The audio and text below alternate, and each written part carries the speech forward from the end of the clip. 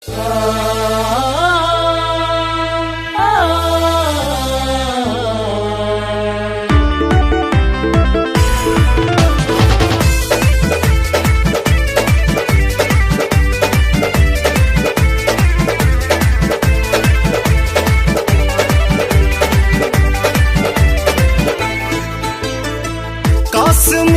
जिगर के टुकड़ा कहे हिंदुस्तान। कश्मीर जिगर के टुकड़ा कहे हिंदुस्तान।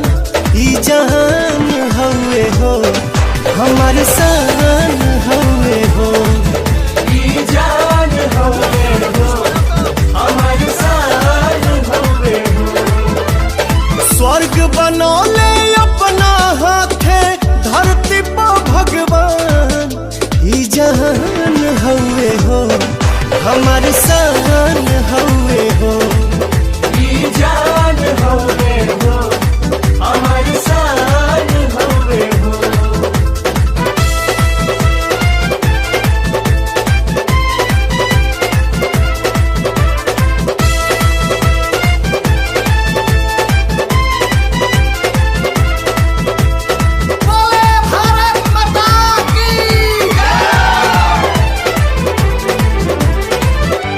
एकरा पलाई जदी केहू जो नजरिया बोटी बोटी काटी दे हब गतरे गतरिया। हो एकरा पलाई जदी केहू जो नजरिया बोटी बोटी काटी दे हब गतरे गतरिया। एक साथ जय हिंद बोले ले हिंदू मुसलमान। एक साथ जय हिंद बोले ले हिंदू मुसलमान। ई जहान हवे हो हमार शान हवे हो। ई जान हवे हो हमार शान हवे हो।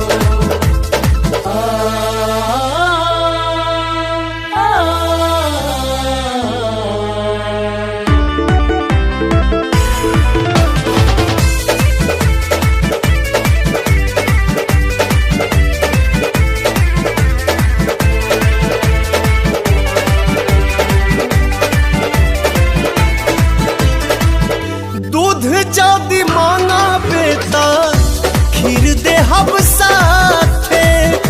कश्मीर मांगा बेटा चीर दे हब हाथे। हाँ दूध जदी मांगा बेटा खीर दे हब साथे। कश्मीर मांगा बेटा चीर दे हब हाथे। सुन ले रे नादान परिंदा तेहू पाकिस्तान। सुन ले रे नादान परिंदा तेहू पाकिस्तान। ई जहान हवे हो हमार शान हवे हो। ई जान हवे हो हमार शान हवे हो।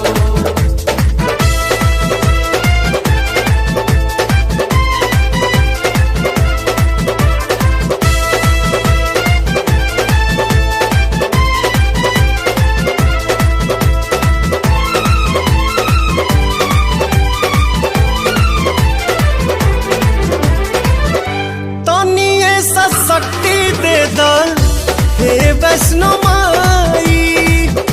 पर कश्मीर में तिरंगा लहराई। तनिए सा शक्ति दे दल हे वैष्णो माई। पर कश्मीर